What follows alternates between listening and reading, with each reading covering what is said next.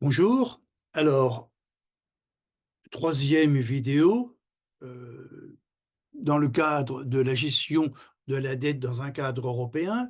Dans la première vidéo, j'ai montré la hausse inexorable de la dette en France, puisque depuis 50 ans, les budgets de l'État sont systématiquement déficitaires et qu'on est passé en 1974, donc il y a 50 ans, d'une dette qui faisait à peu près 15%, 14% de PIB, à aujourd'hui, donc une dette en 2024 qui est autour de les 112-113% du PIB et qui atteint donc le montant des 3 000 milliards de dettes. Dans une deuxième vidéo, j'ai montré qu'au cours de ces 50 ans, il y a 2 périodes où la dette a augmenté considérablement, sur peu de temps. C'est à l'occasion des 2 dernières crises, la crise financière de 2008-2009 et puis donc la crise Covid de 2020. Et j'avais montré que dans cette crise de 2020, que on avait pu si la dette avait augmenté, elle avait augmenté en proportion moins que dans la crise de 2009, lors de la crise financière, et surtout les effets sur l'économie n'ont pas été, les mêmes puisque l'économie, est repartie très rapidement à partir de l'année 2021. Alors, hein, bien sûr, hormis après donc la crise de l'Ukraine, hein, donc la géopolitique, voilà, et puis aujourd'hui donc la crise, entre Israël et heu et la bande de Gaza, mais en dehors des éléments géopolitiques, l'économie est repartie. Bah, de toute façon, même maintenant, au mois de janvier 2024, le nombre de chômeurs, en France, est en dessous, du niveau, d'avant la crise et puis le PIB aussi est au-dessus, hein. Pas énormément, mais il est au-dessus. Alors, c'est pourquoi je voudrais dans cette vidéo 3 examiner, comprendre comment la Banque centrale européenne a financé la dette Covid en Europe et en France. Voilà, je m'intéresserai plutôt au cas de la France. Alors, je vais examiner, 2 aspects, hein, 2 points.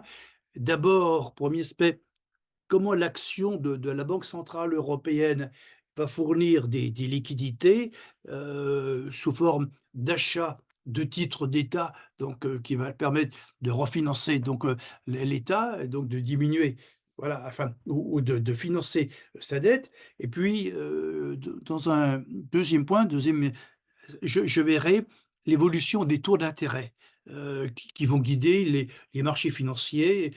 Voilà et qui vont donc, aussi, peser sur, la situation actuelle. Alors, tout d'abord, donc examinons l'action de la Banque centrale européenne, dans le financement, voilà, de la dette française. Alors, je vais d'abord donner un certain nombre d'éléments, hein, partons d'éléments d'information, de faits, de chiffres, puis ensuite, dans un deuxième temps, cherchons, à expliquer. Alors, sur ce schéma qui est en grand, hein, qui nous permet de comprendre, qui détient donc la dette française en pourcentage de la dette totale, donc en répartissant qui détient la dette, hein. Est-ce que c'est la Banque de France? Hein, donc en gros le système, voilà, donc la Banque centrale européenne. Est-ce que c'est des nationaux? Hein, donc hors banque centrale, ou est-ce que ce sont en gros des étrangers qui détiennent la banque, qui détiennent la dette française? Alors, c'est particulièrement net. Jusqu'en 2015, la dette française n'est pas du tout détenue par la Banque de France, hein. Les chiffres sont vraiment, proches de 0, hein, donc voilà et puis, la dette française est détenue essentiellement par des nationaux, hein, bon, principalement les institutions financières, des banques, des compagnies d'assurance, des institutions de placement, enfin dans les SICAV, dans,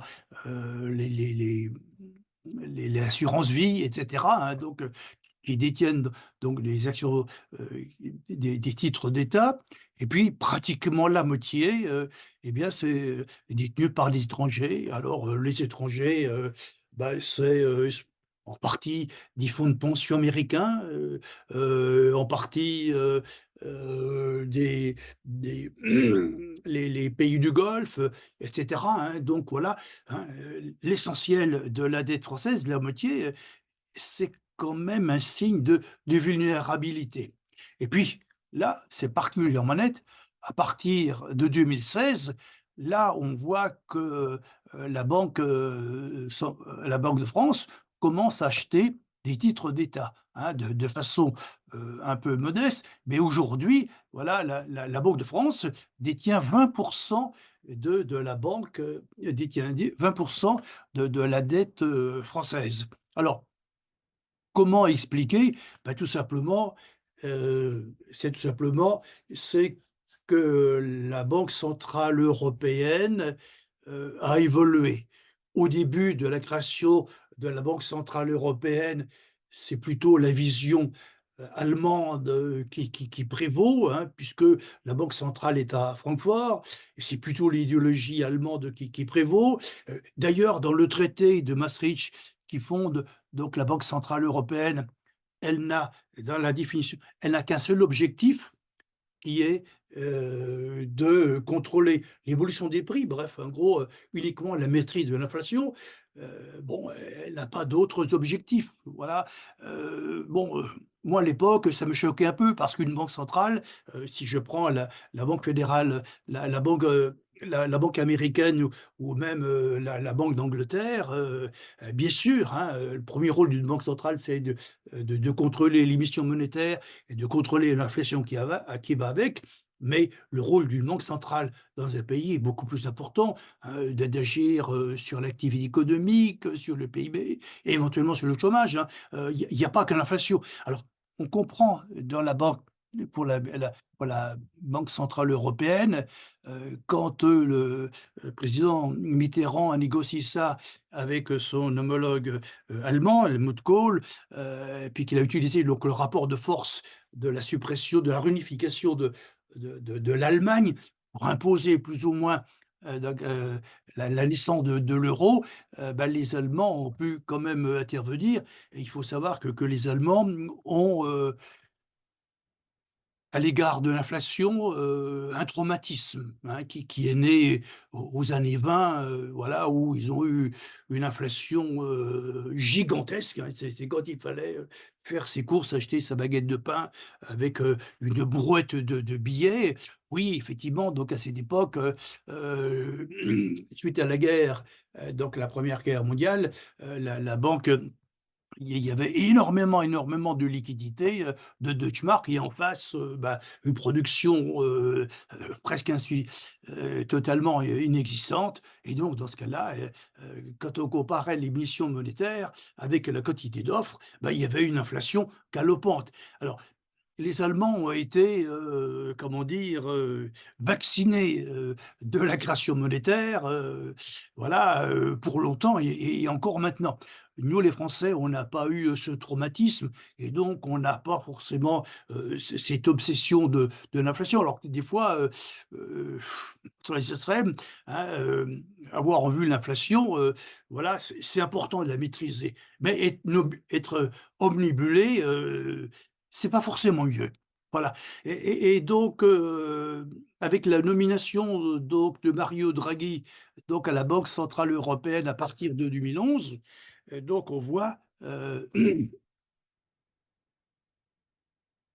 voilà, donc on voit qu'il y a un changement. Mario Draghi, heu, c'est un banquier, c'est quelqu'un qui maîtrise bien la monnaie, voilà et puis, suite, à la crise financière de 2009, 2 suite à la crise à la suite, grecque, hein, qui a failli emporter l'euro, ben, ma foi, il faut que la Banque centrale européenne ne se contente pas d'être passive et de regarder, donc les choses, s'écrouler, elle doit agir et donc effectivement, elle doit, injecter des liquidités, elle doit augmenter la base monétaire, hein. C'est ce qui est fait donc aux États-Unis massivement, en gros depuis 40 ans. Il faut augmenter la masse de monnaie qui circule, dans l'économie parce que, heu il y a un principe qui est tombé. Le principe qui est tombé, c'est que dans les années 20, avant 1945, jusque dans les 1960, oui, il y avait un lien entre la quantité de monnaie créée en circulation et le niveau des prix. Pour les économistes, on appelait ça la théorie quantitative de la monnaie, MV égale PY, hein, et donc on voyait que, entre la quantité de monnaie et le niveau des prix, bah, il y avait une relation. Sauf que cette relation entre masse monétaire, et niveau des prix et inflation n'existe plus depuis 30 ans. Voilà, il n'y a plus de corrélation entre la masse monétaire et puis le niveau des prix. On le voit particulièrement aux États-Unis, où les États-Unis, depuis 30 ans, font énormément, en baissant les impôts, de déficit budgétaire, qui finance par la création monétaire, et les États-Unis, maîtrisent parfaitement l'évolution des prix, hein, et puis la banque centrale, la banque fédérale de réserve, s'il y avait une inflation, quand il y en a, elle agirait, voilà. Mais bon, en ce moment, il y a eu une inflation liée, donc, à la crise en Ukraine, avec le dérèglement, voilà, le hausse du prix du pétrole, et cetera. La banque américaine, voilà, elle était intervenue tout de suite, hein, parce qu'effectivement, il y avait une inflation. Mais ce lien entre masse monétaire et inflation qui omnibule les Allemands n'a plus lieu d'être. Voilà. Alors, et donc, on voit que Mario Draghi, il a le souci, que la banque centrale joue son rôle et apporte les liquidités nécessaires, eh bien, à la bonne marche de l'économie. Ainsi la Banque de France, dans le cas de l'eurosystème, détient, 700 milliards de dettes françaises, ce qui correspond donc à 23 donc de la dette publique française qui est détenue par, donc la Banque de France, par le système donc européen, donc l'eurosystème. Alors, pour ceux qui aiment bien critiquer la France, pour ceux qui considèrent que Nyon gère mal et que, c'est mieux ailleurs. Voilà. Est-ce que finalement, dans le cadre de la crise du covid, on a exagéré, hein? On a fait pire que les autres, hein? On aurait, augmenté, considérablement, la dette et que, en gros, on aurait été les seuls à appliquer la politique du quoi qu'il en coûte. Eh ben, regardons les chiffres, regardons les faits. Alors, sur ce document, voilà, où, nous avons, donc, le montant des obligations d'État détenues par les banques centrales, hein, en pourcentage, de la dette. Ici, la France, donc on retrouve les chiffres, hein, donc à peu près 23 donc de la dette française est détenue par la banque centrale. Ben oui, finalement, heu, qui c'est qui fait mieux que nous? Bon, peut-être le Canada autour de 19, les États-Unis, à peu près 20, à peu près comme nous.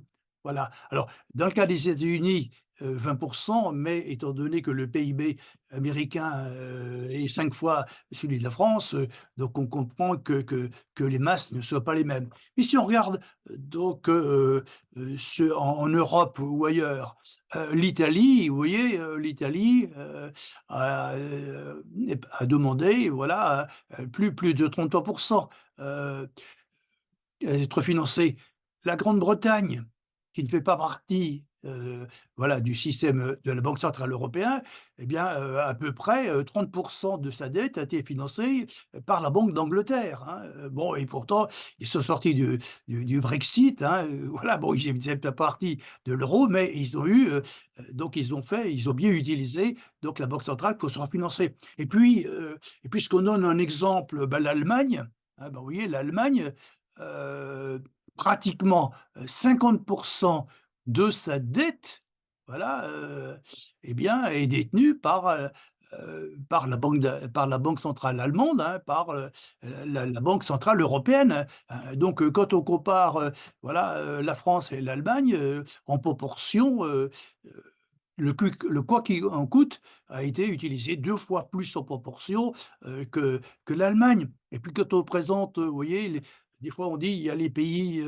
vertueux, l'Allemagne ou la Hollande». Bah oui, la Hollande, là 50, hein, bon, heu et puis, même le Japon, alors ça, bon, le Japon, c'est pas surprenant, hein, c'est une habitude. Voilà, une grande partie donc de sa dette, voilà, est détenue par la banque centrale japonaise.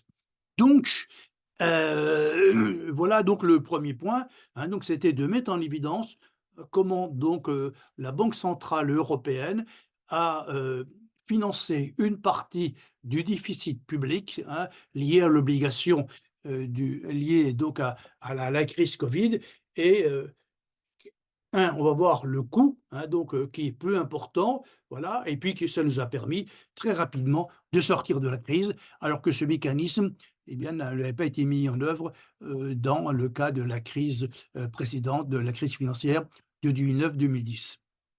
Alors, pour ce faire, je voudrais là, je vais être obligé d'entrer un peu, dans la technique. Alors, je ne vais pas rester longtemps sur la technique, mais c'est important, si, on veut, sortir, bah, des fausses informations, heu, des erreurs, des approximations, des contre-vérités, qu'on entend, abondamment de l'opinion publique, qui sont, le plus souvent répétées, je dirais par 100 des journalistes et puis par une grande partie des hommes politiques. Parce que, quels sont les hommes politiques qui maîtrisent bien les techniques comptables, financières, économiques, et monétaires? Pas tous, hein, ils sont que quelques-uns. Mais c'est important pour comprendre ce qui s'est passé et surtout, c'est important pour comprendre la suite, hein. Comment, on va pouvoir, s'en sortir et puis, quels sont le nouveau chemin qu'on peut prendre, dans les années qui viennent.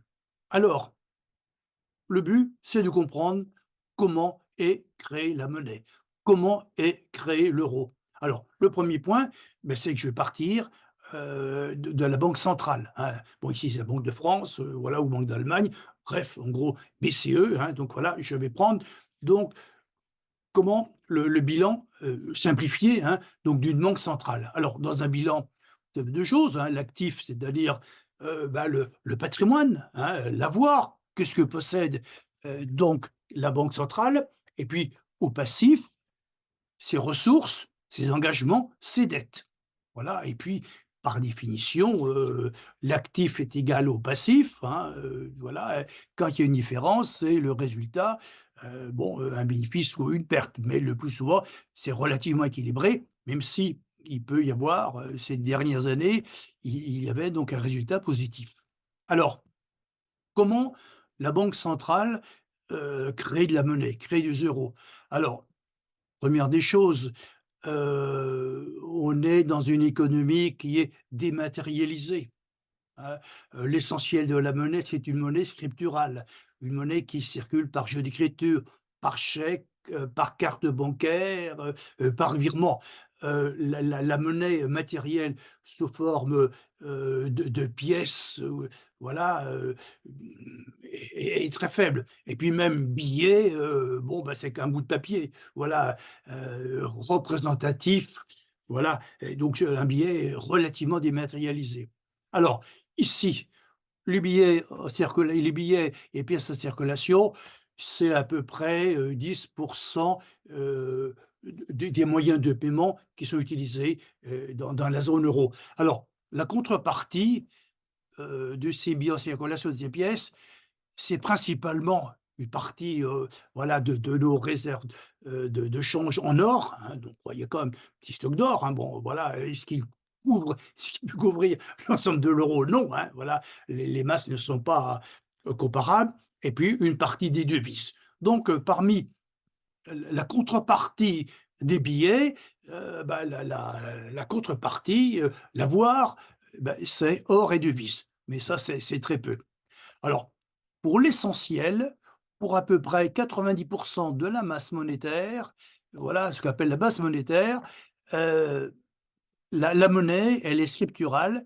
C'est la monnaie qui est créée par la banque centrale et qu'elle va prêter, distribuer, voilà, aux banques commerciales. Donc ici, au passif, on a les engagements en cours envers les titulations de crédit. Ça, c'est, les euros que la banque centrale prête aux autres banques, mais elle prête en contrepartie, voilà, voilà, ici, hein, à savoir que la banque centrale détient des créances sur les banques, hein, et donc là, c'est équilibré, hein, la Banque de France ou la banque centrale, voilà, elle a des créances sur les banques centrales pour, en contrepartie, des crédits qu'elle leur accorde.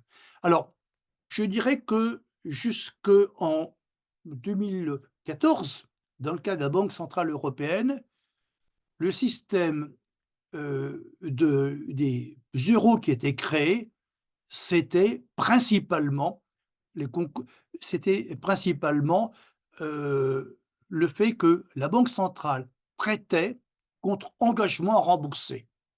Voilà. Mais il y a 2 façons, hein, il y a 2 documents. On voit que, une banque commerciale a, 2 moyens pour se refinancer auprès, de la banque centrale. La première, on vient de le voir, c'est en empruntant, à court terme, à la banque, voilà, concours bancaire courant, voilà, et puis, avec, le fait que la banque centrale, elle a donc une créance sur l'argent qui est prêté. Et puis, il y a une deuxième façon, c'est que, la banque commerciale, qu'est-ce qu'elle peut faire? Elle peut vendre des titres. Alors, des titres, principalement des obligations d'État ou quelquefois, ça peut être des obligations privées auprès, donc la banque, commerciale peut vendre, des titres, obligations principalement obligations d'État ou obligations, privées, obligations d'entreprise, à la banque centrale qui s'engage à les acheter, ce qui fait qu'au niveau, du bilan de la banque centrale, ici en actif, eh bien, on a les titres, voilà, que la banque centrale a achetés et à elle, qui est son avoir, hein, et qui vont gager, eh bien, les prêts, que, la banque centrale va, prêter aux entreprises, aux banques commerciales, hein, et donc on a toujours, l'égalité entre emploi, ressources,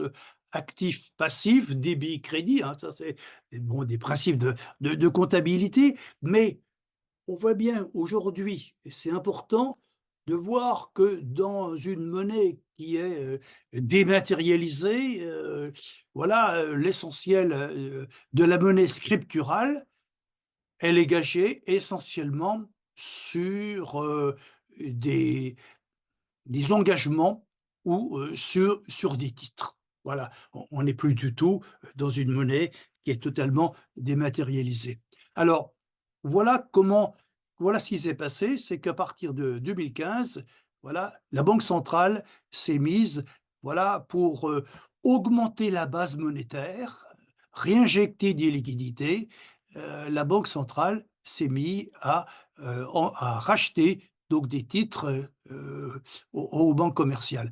Heu, 2 choses, donc quand elle achète les titres, eh ben, elle les achète donc au cours du marché, hein, et là ça dépend en gros des taux d'intérêt et puis ça dépend, du marché des capitaux, hein, des marchés financiers, et puis d'autre part, quand la banque centrale, comment dire? Finance les banques, voilà, dans le crédit classique, la banque centrale prête comme un taux d'intérêt, et donc c'est la banque centrale qui fixe le taux d'intérêt qu'elle prête, et selon qu'elle augmente ou qu'elle baisse le taux d'intérêt, elle facilite ou non le refinancement de la banque centrale et donc c'est comme ça qu'elle peut agir sur l'économie, à travers sa politique monétaire. Est-ce qu'elle fait une politique monétaire, comment dire? Accommodante et donc elle baisse ses taux? Ou est-ce qu'au contraire, elle veut restreindre la quantité de monnaie et donc dans ce cas-là, elle augmente les taux d'intérêt et elle gêne le refinancement des banques centrales? Alors, dans ma dernière partie, quand, je parlerai de l'avenir et que je parlerai de la finance verte, on comprend, voilà, aisément qu'une partie des euros pourrait être, créée par le fait que, la Banque centrale européenne rachète achète des obligations vertes, voilà, obligations vertes, contre euros, voilà, ça permettrait, voilà, de refinancer et puis de créer donc de la monnaie et ces obligations vertes, elles pourraient être, soit, des obligations privées d'entreprises qui sont dans la filière, donc de l'économie verte, principalement, mais on pourrait imaginer, alors ça serait à voir et ça à construire parce que pour l'instant, ça n'a encore jamais été, fait et ça n'a jamais été proposé qu'une partie, de la dette soit, de la dette des États ou du déficit soit ciblé sur des opérations, de financement de la transition verte, hein, donc voilà, que ce soit bien, fixé, labellisé et que ça puisse être, labellisé économie verte, voilà et éventuellement refinancé, racheté par la Banque centrale européenne. Ce serait donc un bon moyen, voilà, comme je l'ai déjà dit, de jouer l'utile à l'agréable. L'utile parce que le rôle de la banque centrale, c'est de créer de la monnaie, hein, c'est de créer des euros, voilà, parce que nous, agents économiques, donc on en a besoin. Mais pour créer cette monnaie, voilà et donc elle a besoin, d'en avoir, elle a besoin de titres, elle a besoin de créances, voilà et ces cré et cet argent, ces euros pourraient être gagés sur ces obligations d'État. Alors, je réponds à une question que j'avais posée, y a-t-il, l'argent est gratuit? Non, l'argent n'est pas gratuit. Tout euro qui est créé, a sa contrepartie. Voilà et donc pour qu'il y ait une contrepartie, bah, il faut que la contrepartie, soit solide, hein, qu'on ait confiance, dans cette contrepartie. On ne peut pas créer de la monnaie, sur des titres, qui seraient défectueux. Dans ce cas-là, on risquerait, de mettre, de mettre l'économie à plat. Aussi une question qu'on m'a déjà posée et que j'entends souvent ou que certains proposent. Puisque c'est la Banque de France, qui finance, voilà, en partie la dette et puis que la dette est difficile à rembourser. Est-ce que la Banque, de France, voilà, ne pourrait pas annuler par un jeu d'écriture l'ensemble de la dette? Voilà, ben non, impossible. Imaginons qu'on annule, en gros, ici, les titres, les obligations d'État détenues, voilà, par la banque, c'est possible? Alors dans ce cas-là, qu'est-ce qui se passe au niveau du passif? Et au niveau du passif, la seule façon, c'est de détruire la monnaie et comment on détruit la monnaie? En remboursant. Voilà, donc cette opération que certains suggèrent, elle est strictement impossible. Voilà, bon. Mais donc c'est important de connaître, les mécanismes, hein. Ici, comment avec, création et circulation de monnaie, ici sous forme d'une pyramide. Donc ici, c'est le niveau, de l'économie, voilà, avec les agents économiques, les ménages et les entreprises qui règlent leurs transactions, hein, voilà, en monnaie, bon, principalement scripturale, ce qu'on a vu. Bon, en pièces de monnaie, billets, modestes 10 mais 90 des moyens de paiement, c'est de la monnaie scripturale en euros. Ah donc ici, ça c'est le niveau visible et puis en dessous, voilà, pyramide inversée, on a les banques commerciales, hein, donc et puis tout en bas, on a la banque centrale.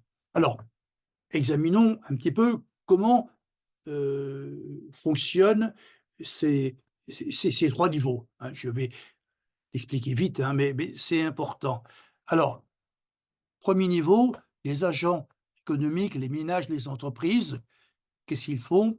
Eh bien, ils empruntent auprès des banques commerciales et les banques commerciales, c'est très simple, par jeu d'écriture, voilà, bah, si, l'agent économique est sûr et peut rembourser, et ben, la banque centrale, la banque commerciale, hein, prenons le Crédit Agricole, et ben, le Crédit Agricole, voilà, il va fournir de la monnaie à l'entreprise, aux particuliers, aux ménages, voilà, et ce qui fait que dans le bilan de la banque, au niveau du bilan de la banque, en en avoir, elle va avoir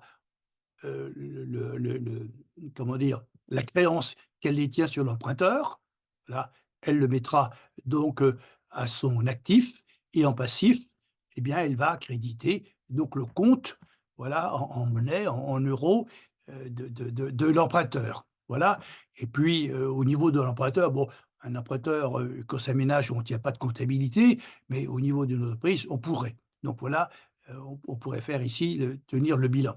Alors, mais je ne veux pas insister. Alors, donc, la monnaie scripturale, elle est créée, par contre-créance. Voilà, donc c'est le mécanisme. Alors, petit point, bon, les crédits font les dépôts, hein, monnaie parce qu'on s'imagine, la plupart des personnes croient qu'une banque, on attend qu'elle ait de l'épargne, puis après en fonction de l'épargne qu'elle a, elle va prêter. Voilà, et donc, hein, pour la plupart des personnes, c'est les dépôts, qui font les emprunts. Non, voilà, dans l'économie, c'est, voilà, c'est en créant, voilà, en créant, de la monnaie, hein, c'est les crédits et voilà, c'est le crédit, bah, qui fait que je vais inscrire, voilà, que je vais, créditer le compte de mon emprunteur et qui va avoir de la monnaie. Donc c'est comme ça qu'est créée donc la monnaie. Voilà, le premier niveau. Mais deuxième niveau, ah donc ici une banque, a priori, elle a une capacité infinie de création monétaire. Mais, on a vu qu'il faut quand même contrôler l'évolution de la masse monétaire, parce que l'évolution de la masse monétaire n'est pas neutre au niveau de l'économie, hein, notamment au niveau, donc au niveau de l'inflation. Ce qui veut dire que, la banque centrale va contrôler un peu la banque commerciale. Comment? Eh bien, c'est le fait que la banque commerciale, voilà, elle a besoin de monnaie centrale. Parce que, quand moi j'ai reçu, imaginons que j'ai reçu, 2 000 € fait appel Crédit Agricole, voilà, sur mon compte et puis ces 2 000 €, je les utilise parce que j'ai acheté, une maison ou un appartement, à quelqu'un qui est la Société Générale. Est-ce que vous croyez que la Société Générale va se contenter d'un jet d'écriture, d'une monnaie, créée par le Crédit Agricole, hein? Ce serait, trop facile. Non, heu, la Société Générale, elle veut que les euros qui lui sont fournis, les 200 000 € sont des euros sûrs, des euros, transposables, utilisables et donc le crédit, ici la Société Générale voudra être payé en euros, banque centrale. Voilà. Ce qui veut dire que la banque commerciale, le Crédit Agricole, il est obligé de se refinancer auprès de la banque centrale. Alors comment?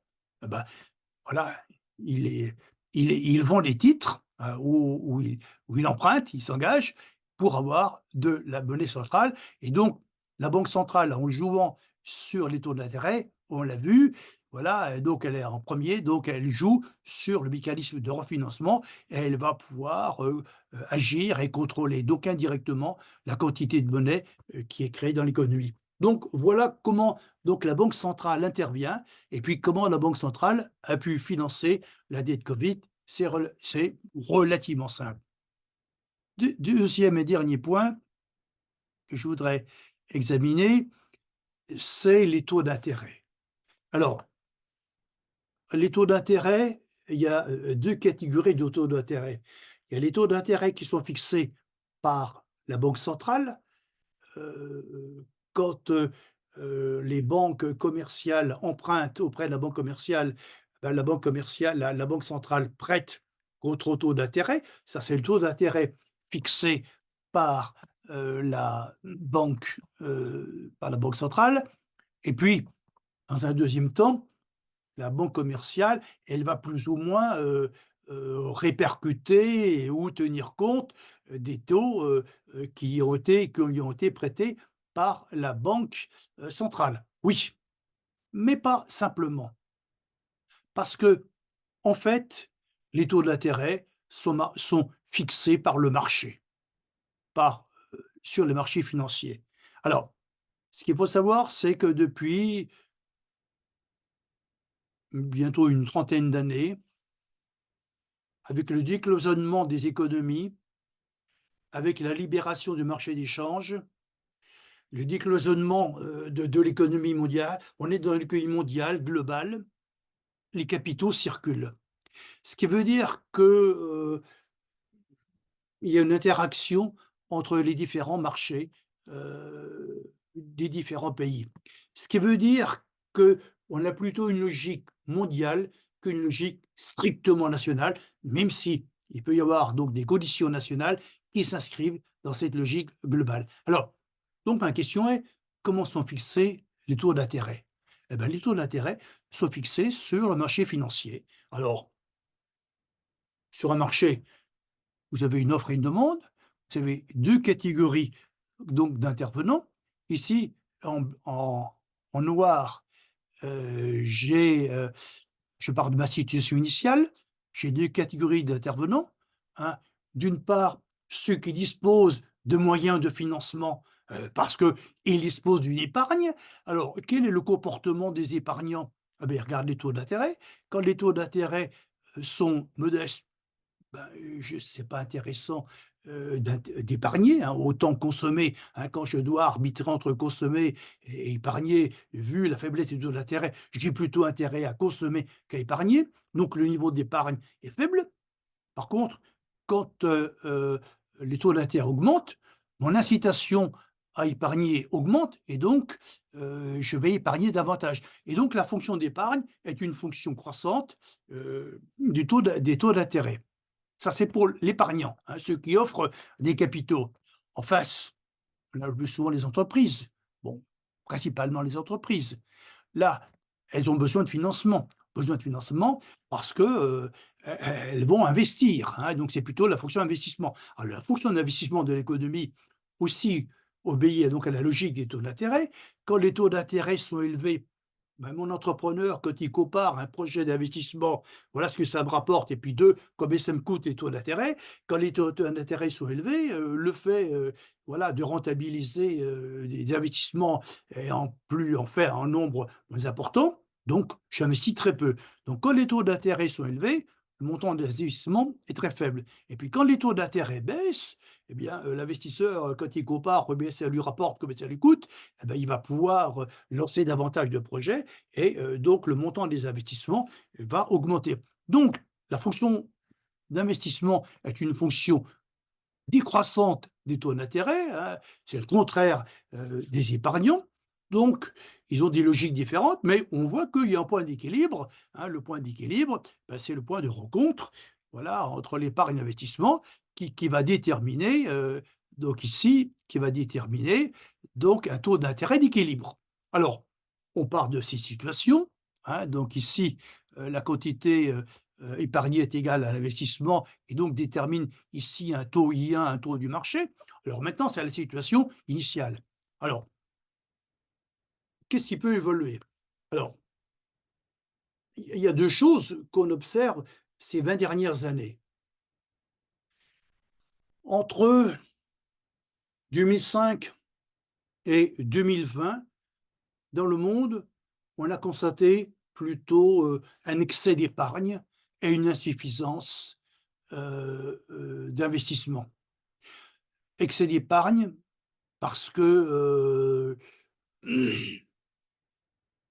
la Chine faisait des excédents, il y a les pétrodollars, les ménages américains, qui épargnent, pour leur retraite et cetera, et donc une épargne, mondiale forte par rapport aux besoins d'investissement qui étaient modestes. Donc la fonction d'épargne, vous voyez, qui était ici, se déplace.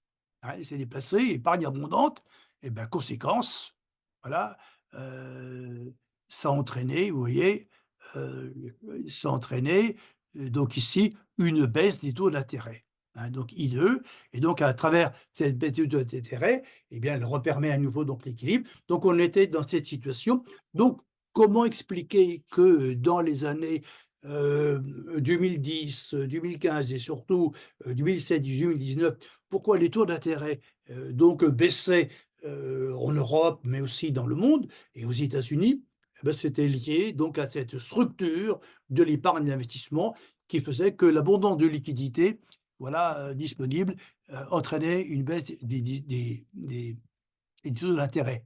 Et puis, la situation s'est retournée à partir des années 2021, hein, et après, donc à partir de 2022, donc au sortir donc de la crise financière, là, là on constate que, avec la hausse du prix du pétrole, donc avec, surtout, le montant des investissements considérables qu'il faut faire et cetera, qu'il y a une pénurie d'épargne, et que cette pénurie d'épargne et ce besoin de financement, d'investissement plus important ont fait que les taux d'intérêt, heu, à nouveau, ont augmenté, sur les marchés financiers. Alors ça, c'est la situation, on est en 2024, début 2024.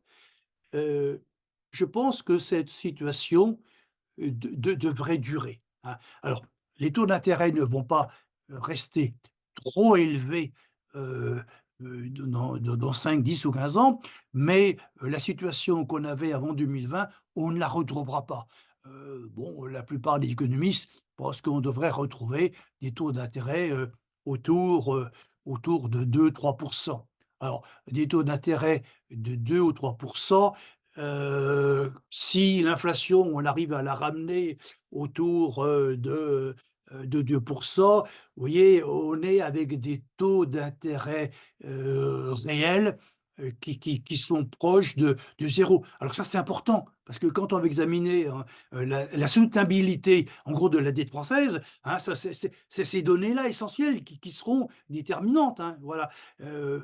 Bon, est-ce qu'il faudra être pessimiste, voilà, ou optimiste? Alors, heu, en l'absence de choc, géopolitique fort, voilà, mon pronostic, c'est que les taux d'intérêt, heu, vont rester élevés, élevés, plus proches que, dans les années au début des à la fin, donc entre 2010 et 2020, voilà, plus élevés, mais en tout cas, à des niveaux, je dirais acceptables, hein, de 2-3.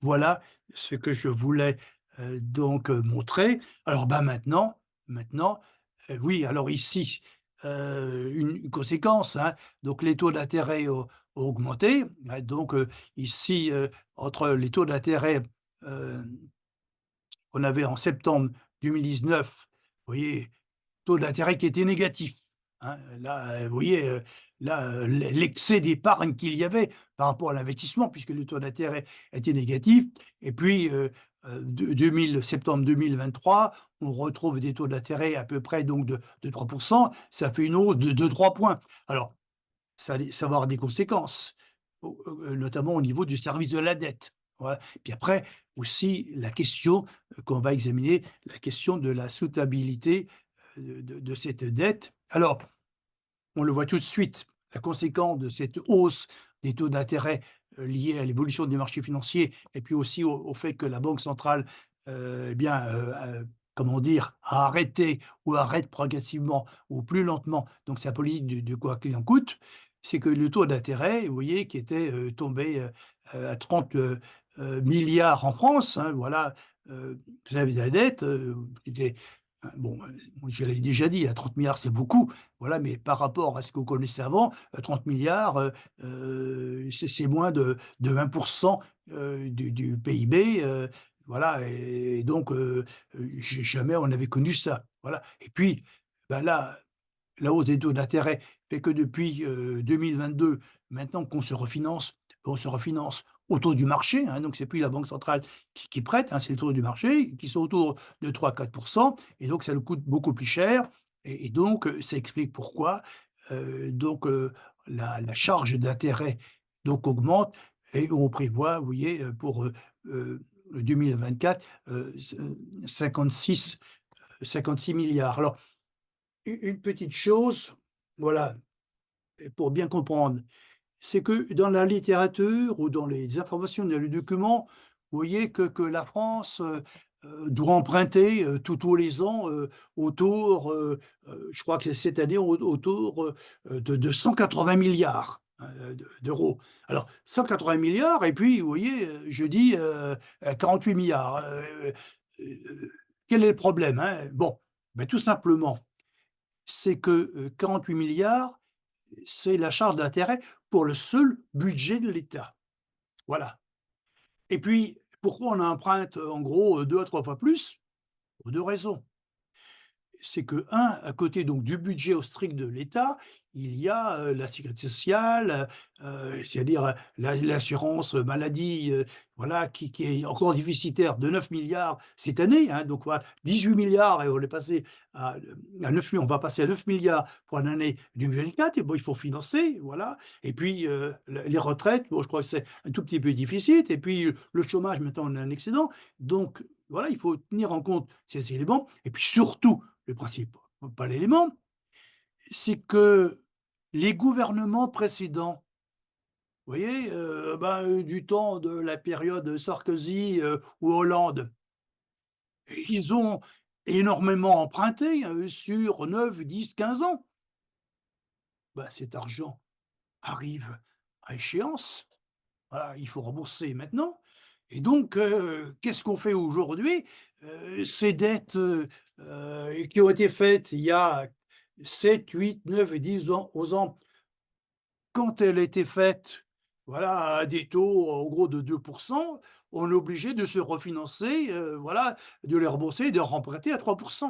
Voilà, et donc ça coûte beaucoup plus cher, hein. Donc ça aussi c'est une donnée, actuelle de la dette, hein. Il ne faut pas simplement, voir, la dette strictement liée au budget de l'État. Il faut, voilà, on emprunte, on emprunte, 1 pour financer le déficit actuel et puis 2 pour, rembourser les dettes antérieures, qui arrivent à échéance. Parce qu'on verra dans notre, partie suivante, donc j'ai qui peut donner la raison, notre dette record de 3 000 milliards est-elle remboursable? Sinon souhaitable et donc il faudra voir notre principal point, voilà, sera, comment cette dette de 3 000 milliards elle est remboursable? Voilà, j'ai déjà un petit peu, donné, une indication et puis surtout, et de façon très importante, voilà, est-ce qu'elle est soutenable? Est-ce qu'elle peut être soutenable lentement? Et donc c'est cette question que j'examinerai, dans ma vidéo suivante.